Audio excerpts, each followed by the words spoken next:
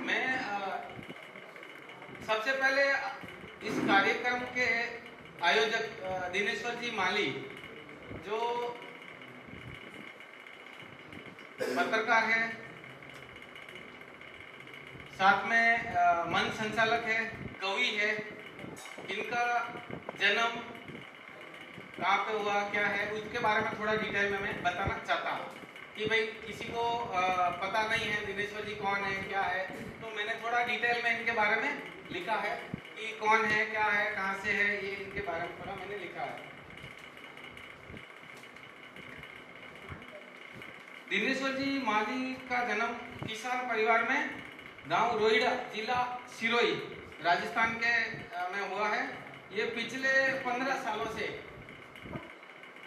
सालों से समाज सेवा में जुड़े हुए हैं। आप द्वारा प्रतिवर्ष माली समाज कैलेंडर, खबरें गौरव कैलेंडर का प्रकाशन किया जाता है और इन्होंने आज तक 18 किताबें लिखी है, 18 किताब लिख चुके हैं और इन्होंने बहुत सारे मंच संचालन किया है, गीत लिखे, म्यूजिकल एल्बम लिखे और इन्होंने पिछले 7 वर्ष से हर दिवाली राजस्थान के सिरोही रोहिड़ा गांव में दिवाली से 10 दिन पहले एक कैंपेन का आयोजन करते हैं। वहां पे गरीब आदिवासी बच्चों को दिवाली के उपलक्ष्य में पुस्तकें, पेन, मिठाई वितरित करते हैं। इसके लिए मैं इनका हृदय से आभार व्यक्त करता हूं और हर वर्ष ये जो गिफ्ट बांटते हैं उसमें बच्चों की तादाद लगभग 1000 होती है। तो इतनी बड़ी तादाद में ये बांटना भी एक बड़ा बात है। दिनेश्वर जी की आयु अभी 38 ईयर है। 38 ईयर में 18 किताब लिखना एक बहुत बड़ा बात है, ठीक है। इनका मैं फ्यूचर में आने वाले समय में आने वाले भविष्य की शुभकामना करता हूँ। अभी मैं मेरा जो काम है उसके बारे में, जो बैंकिंग क्षेत्र से है रिलेटेड, उसके बारे में अपन डिस्कस करेंगे। बैंक का नाम जैसे ही आता है तो सीधा हमें लगता है कि पैसों का लेन देन, यही होता है बैंक। बैंक में क्या होता है, पैसा जमा करो और जरूरत पड़े तो लोन ले लो। लेकिन उसके साथ साथ हमें कुछ चीज़ों का ध्यान रखना है।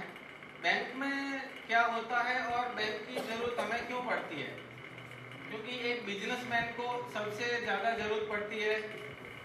उनको ट्रांजैक्शन करना है, बिजनेस को आगे बढ़ाना है और उस बिजनेस को आगे बढ़ाने के लिए जो पैसों की जरूरत पड़ती है वो कम ब्याज पर बैंक से मिल सकता है, क्योंकि पैसा मार्केट में भी अवेलेबल है, वहाँ से भी अपन ले सकते हैं। लेकिन बैंक से लेने में इजी रहता है और ब्याज रेट कम लगता है और उसको धीरे धीरे किस्तों में अपन चुका सकते हैं, तो आपको पता भी नहीं चलेगा और आपका बिजनेस भी अच्छे से होगा। अभी बैंक के जो कार्य है उसमें जैसे आपको लोन क्यों लेना चाहिए, मेन तो इम्पोर्टेंट ये है। आपके पास बहुत सारे बोलेंगे कि हमारे पास पैसा बहुत है, लोन नहीं लेना है। लेकिन मैं कहता हूँ पैसा कितना भी हो, लोन लेना चाहिए। उससे दो चीज होती है, एक आपका बिजनेस सिक्योर होता है। बिजनेस कैसे सिक्योर होगा, आपने बैंक से लोन लिया, सपोज करो आपका स्टॉक है, कपड़े का धंधा है, गोल्ड का धंधा है या मोबाइल एसेसरीज का धंधा है, जो भी तमाम अलग अलग तरह के बिजनेस है, उसमें क्या आपका स्टॉक है, स्टॉक बैंक क्या करेगी, उसका मॉर्गेज करेगी या उसके ऊपर चार्ज क्रिएट करेगी तो उसका इंश्योरेंस होता है, इंश्योरेंस कराती है। अगर इन केस कुछ अनहैपनिंग हो जाता है, आग लग गई, भूकंप आ गया या ऐसा कुछ हो गया तो आपका नुकसान हो गया, तो उसमें आपको जो बैंक से सपोर्ट मिलता है, जितना आपका नुकसान होता है वो उतना पैसा बैंक आपको दे देती है, आपका बिजनेस वापस शुरू कर सकते हैं। ये सबसे बड़ा इम्पोर्टेंट है, ठीक है।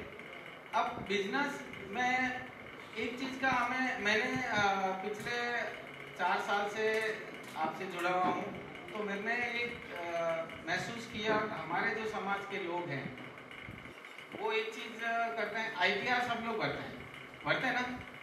कोई ऐसा बंदा है जो ITR नहीं भरता है, इनकम टैक्स रिटर्न। बढ़ता है, अपना भी बढ़ता है, अपने वाइफ का भी बढ़ता है। अपने आईटीआर में क्या करेंगे कि जो बिजनेस है वो दिखा देंगे, मोबाइल का है मोबाइल का दिखाएंगे, गिफ्ट आइटम का है, कपड़े का वगैरह वो गए।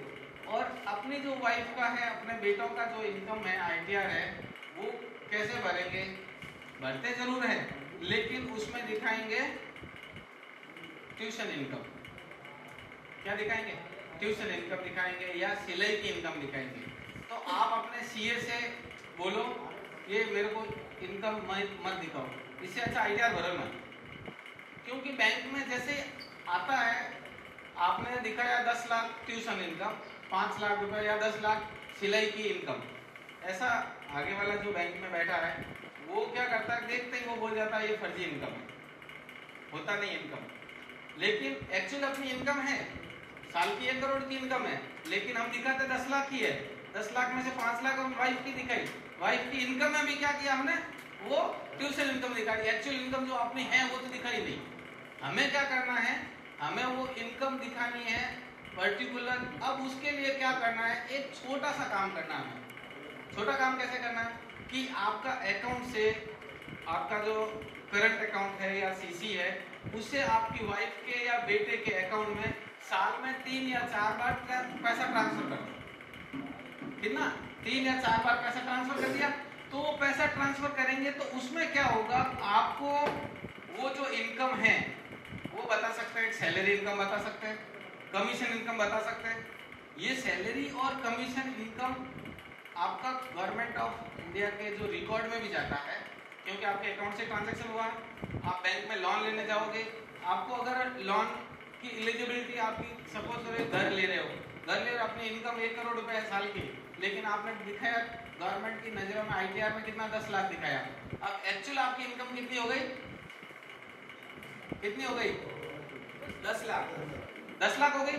90 लाख रुपए अपने गवर्नमेंट की नजरों में वो जीरो है, ब्लैक इनकम है। लेकिन उस 10 लाख की जगह अभी 10 लाख आपकी इनकम हो गई, प्लस 7 लाख तक टैक्स है ही नहीं अभी। 7 लाख अपनी वाइफ की इनकम दिखाओ, तो आपकी इनकम, वाइफ की इनकम कितनी हो गई? 17 लाख रुपए सीधा। 17 लाख बेटा है, क्योंकि अपने बेटा है या बेटी है, 5-5 लाख, 5-5 या 7-7 लाख उनके इनकम में दिखा दो। उसमें क्या दिखाना है आपको? कमीशन दिखाओ। ये कोई तरह का, कोई बैंक आपसे नहीं पूछ सकती कमीशन क्यों दिया, कैसे दिया, ये क्या किया, कोई मतलब नहीं है। कमीशन, कमीशन क्या हुआ, ग्राहक लेके आया, मैंने कमीशन दिया, ठीक है।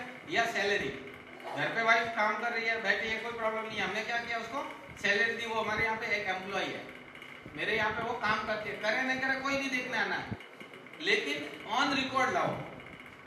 तो 10 लाख आपकी इनकम, वाइफ की इनकम 7 लाख, बेटे की इनकम 7 लाख, कितनी हो गई? 24 लाख इनकम हो गई।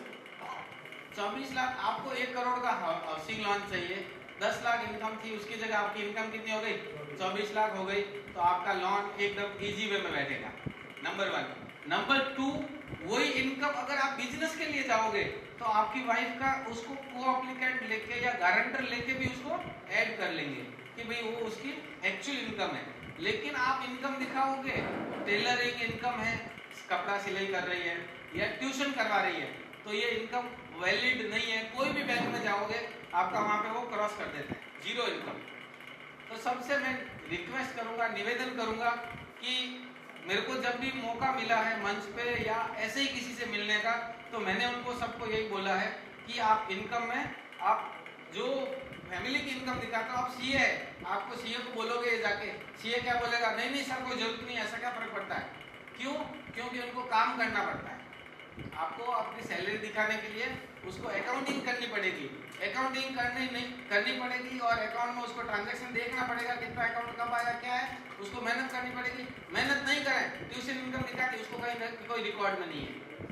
बिना मेहनत किए जो काम हो जाता है, हर एक कोई वो करना चाहता है शॉर्टकट। तो अपने जितने भी सीए हैं वो सब यही काम करते हैं। मैंने जितने भी सीए से बात की है, सीए मेरे को यही बोलते हैं, अरे सर यार छोड़ो ना, क्यों फालतू में कर रहे हो, हमारा काम बढ़ जाता है। भाई सर आपका काम बढ़ता है, हमारे जो लोग हैं उनकी, जो सपोज करो आपको 1 करोड़ का अगर लोन लिया, 8.40 ब्याज लग रहा है, उसकी जगह अगर आप मार्केट से पैसा उठाओगे 1 रुपये ब्याज लगता है, एक की मिट्टी, मतलब 12% हो गया। और वहाँ पे जो जिससे उधार ले रहे हैं उसको एक साथ पैसा देना पड़ेगा, इंस्टॉलमेंट में वो नहीं लेगा। उसको बोलेंगे सर मैं 1 करोड़ मेरे को दे रहे हो, मैं आपको 10-10 हजार या 15-15 हजार महीना का दे दूंगा, लोगे? वो बोलेगा नहीं भाई मेरे को नहीं चाहिए। लेकिन बैंक को ले लेगी, ये अच्छा है, ब्याज रेट कम लगता है, लॉन्ग टर्म में अपनी कैपिटल बच जाती है, आपका जो पैसा है वो बच जाएगा, बहुत सारी इसमें फायदा हो जाता है। ठीक है, फिर आपने आज तक किसी ने जो लोन नहीं लिया है, आज तक ऐसे बहुत सारे आपने मिले थे, उन्होंने वो बोलते हैं मेरे को लोन की जरूरत नहीं है, पैसे मेरे पास बहुत है। लेकिन मैं एक कह रहा हूँ, आप छोटा सा भी लोन लेके रखो, छोटा सा भी लेके रखो, उस लोन नहीं लो, क्रेडिट कार्ड लेके रखो। क्रेडिट कार्ड से क्या करो, लाइट का बिल तो भरते हैं हम लोग हर महीने लाइट का बिल भरते हैं, मोबाइल का रिचार्ज करते हैं, अपन फ्लाइट का या ट्रेन का टिकट करते हैं, वो सब आप उस क्रेडिट कार्ड से करो। उससे क्या होता है, आपका सिबिल स्कोर बढ़ता है, सिबिल के बेस पे ही लोन दिया जाता है। आपका सिबिल स्कोर जितना अच्छा होगा, ब्याज रेट उतना ही कम लगेगा, और जिनका सिबिल स्कोर नहीं होता है उसका ब्याज रेट ज्यादा लगता है। और फिर क्या होता है, हमें एज ए मेरे पास जैसे भाई साहब आए, जुगराज आए थे लास्ट ईयर, तो भाई साहब को मैंने बोला कि पहले लोन ले दो, नहीं ले दो, अबे लोन लेना कितना लेना, 2.5 करोड़ फ्लैट लियो 4 करोड़ में, 2 करोड़ लोन चाहिए तो ब्याज रेट आप लागी 8.90 या 9%। लोन कदे चाहिए 2 महीना बाद में। मैं ये काम करो, बैंक ऑफ इंडिया या कोई भी बैंक में जितना अच्छी बैंक लागे उनमें जा गोल्ड लोन ले लो, गोल्ड लोन 50,000 की, तो सिर्फ 50,000 गोल्ड लोन लियो। आज 30 तारीख है, हर 1 तारीख या 2 तारीख के बाद में सिबिल स्कोर बढ़ जाएगा। ठीक है, तो आप 1 तारीख बाद में सिबिल स्कोर ऑटोमेटिक बढ़ जाए, 2 महीने बाद में आप सिबिल स्कोर अच्छी हो जाए, तो 2 महीने बाद में आप मार्केट में प्रपोजल आयो तो यानी कि 9.5% ब्याज लाख, तो उन जगह 8.40 लाख, सिर्फ कितना कहीं करियो आप 50,000 गोल्ड लोन लियो, 50,000 गोल्ड लोन हमारे साहब ब्याज कितना लाग गयो 5,500 रुपया या 600 रुपया, गणो 1000 रुपये इन आगे। लेकिन एक 9% ब्याज की जगह 8.4 लाग रही है, और वो 25 साल में वास्ते लाग गई, तो कितना फर्क पड़ गया। हर महीने अगर 1,000 रुपये बचे, 12 महीना 12,000 इंटू 25, कितना मोटा फर्क बचत। और वही अगर अपन घर में कोई छोटी बच्ची है अगर उन्होंने नाम एक आरडी करा दो या LIC में डाल दियो, एक ही पे कर दियो, 1,000 रुपये बच रही है, तो 25 साल को कितना मोटा हो जाएगा अपने। तो ये छोटी छोटी चीजों का ध्यान रखना है अपने कि भाई अपने की कर पाओ बचा सको, क्योंकि देखो अपने कमा तो दिया हो, लेकिन उन्हें अपने बचाना भी है।